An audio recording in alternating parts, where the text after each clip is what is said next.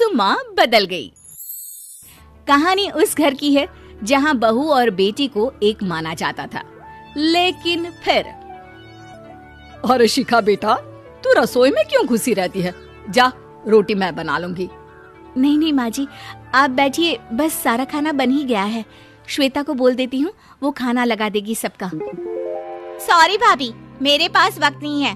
माँ, मुझे पैसे देना, पार्लर जाना है। हाँ हाँ चली जाना, भाभी को भी ले जाना। वो भी जाने को बोल रही थी पार्लर, पर पहले ना मदद कर दे उसके खाना लगाने में।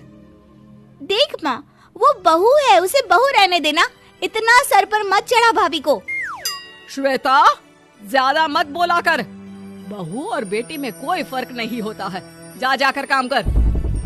ननद को माँ का भाभी से इस तरह प्यार करना बिल्कुल अच्छा नहीं लगता। वो बार बार किसी न किसी तरह माँ को भाभी के खिलाफ भड़काती रहती, लेकिन कोई फायदा ना होता। एक रोज, अरे बेटे किशन, जा बहू को कहीं घुमा कर ला, सारा दिन घर में काम करती रहती है। हाँ हाँ माँ, हम लोग जा रहे हैं ना गोवा। अच्छा जी, भाभी ने तो हमें बताया भी नहीं। वैसे तो सारी पंचायत करती है, ये गोवा वाली बात क्यों छुपा गई हमसे? अरे क्योंकि उसे खुद नहीं पता था बहन। मुझे टिकट सस्ती मिल रही थी तो मैंने बुक कर दिया। हाँ शिखा, पैकिंग कर ले, संडे हम जा रहे हैं गोवा। दोपहर में शिखा पैकिंग कर रही थी कि सास आ जाती है। ये क्या बहू, साड़ियाँ? अरे गोवा जा रही है घूमने या फिर शादी में मायके हैं? माँ जी, ऐसा कुछ है ही नहीं, समझ में नहीं आ रहा क्या रखूं कपड़े में। अरे तेरी और श्वेता की साइज तो एक ही है, उसके कुछ मॉडर्न कपड़े ले ले, आकर लौटा देना। हाँ माँ जी, ये ठीक रहेगा। शिखा श्वेता के पास जाती है और उससे कपड़े मांगती है। ना जी ना, मैं अपने कपड़े ना दूं, वैसे भी फैल जाएंगे मेरे कपड़े, बहुत महंगे वाले हैं।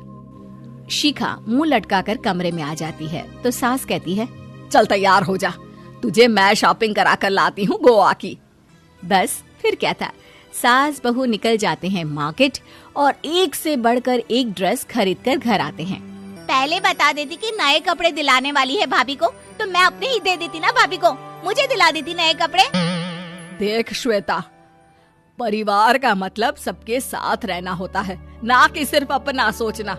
वैसे भी तुझे अच्छे संस्कार सीखने चाहिए।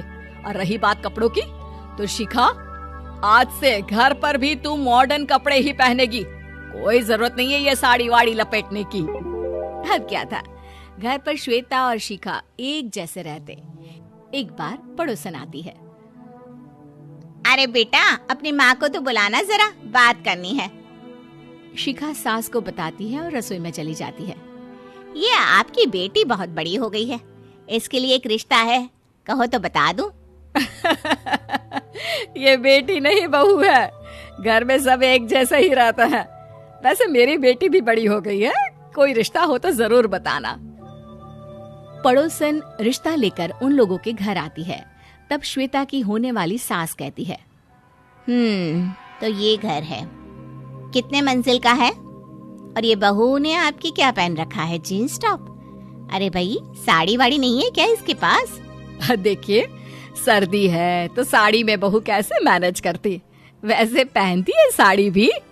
देखिए, हम लोग ठहरे पैसे वाले लोग, कोई कमी नहीं है हम लोगों के पास पैसों की, बहुत पैसे हैं, जमीन, नौकर चाकर, कार, सब कुछ है, लेकिन घर में संस्कारी बहू चाहिए। समझ रही हैं ना आप?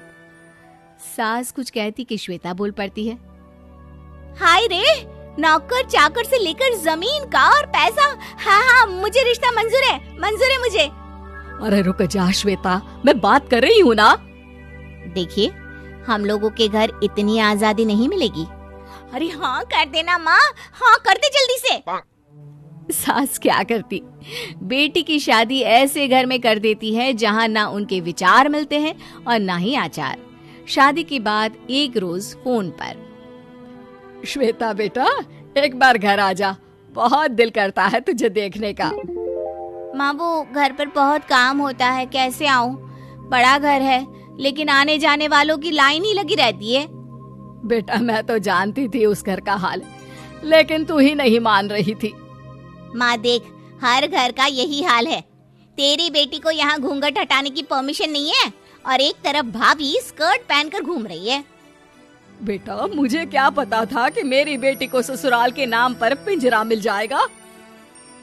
अच्छा माँ, फोन रखती हूँ, सास को गर्मा गर्म रोटी खिलानी है।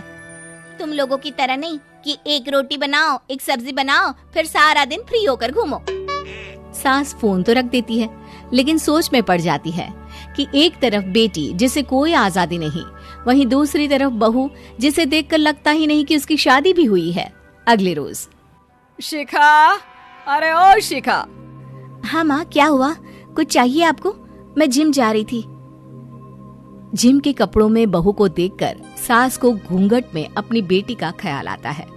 देख बहू, घर में बहू की तरह रहा कर। इतने टाइट कपड़े पहनकर जिम जाना पसंद नहीं मुझे। जा जाकर रोटी बना।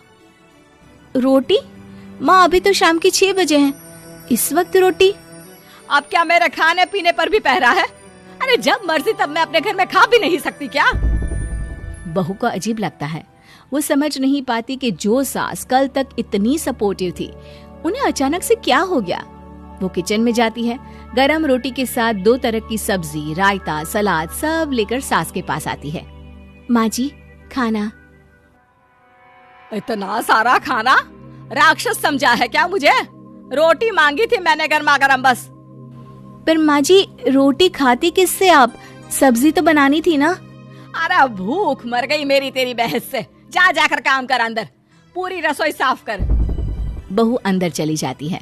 थोड़ी देर में श्वेता घर आती है। अरे शिखा, जल्दी से चाय ला, पकवान बना, मेरी बेटी आई है। अरे नहीं नहीं माँ, ड्राइवर बाहर खड़ा है। मैं तो घर का कोई सामान खरीदने के बहाने यहाँ आ गई हूँ, मुझे जाना होगा। अरे बेटा, पर कितने दिनों बाद देख रही हूँ तुझे, रहने आ जाना 2-4 दिन के लिए। आ जाऊंगी माँ, जब मेरी सास मरेगी तब। मैं तो रोज मन्नत मानती हूँ कि मेरी सास मर जाए तो अच्छा है। अच्छा चल, जा रही हूँ माँ। हे भगवान, कैसे कैसे दिन देखने पड़ रहे हैं मेरी बेटी को। सास अंदर जाती है, जहाँ श्वेता की जिम वाली सहेली का फोन आया होता है। क्या बात है, आज जिम नहीं आई? अरे पता नहीं यार, आज माँ को क्या हो गया अचानक। पर खैर कोई नहीं, लगता नहीं कि मैं अब जिम आ पाऊंगी। शिखा स्पीकर पर बात कर रही थी, जिसे सास सुन रही थी। यार ये सास ना होती ही ऐसी है। मैं तो कहती हूँ बुढ़िया जल्दी मरे और तू आराम से जिए। शिखा को सहेली की बात पर गुस्सा आ जाता है। माँ के मरने की कौन सा बच्चा दुआ मांगता है मोहिनी? आगे से ऐसी बात मेरे सामने मत करना। हमारे घर की शोभा ही माँ है। क्या हुआ जो थोड़ी सख्ती दिखा रही है? उसमें भी कोई ना कोई उनकी भलाई ही होगी। मैं तो कहती हूँ भगवान मेरे जैसी सास सबको दे, जो सिर्फ माँ की तरह है। सास वाली तो कोई बात ही नहीं है उनमें। सास ये बात सुन रही थी।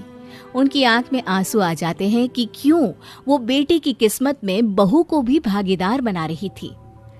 शिखा, अरे ओ शिखा, क्या हो गया?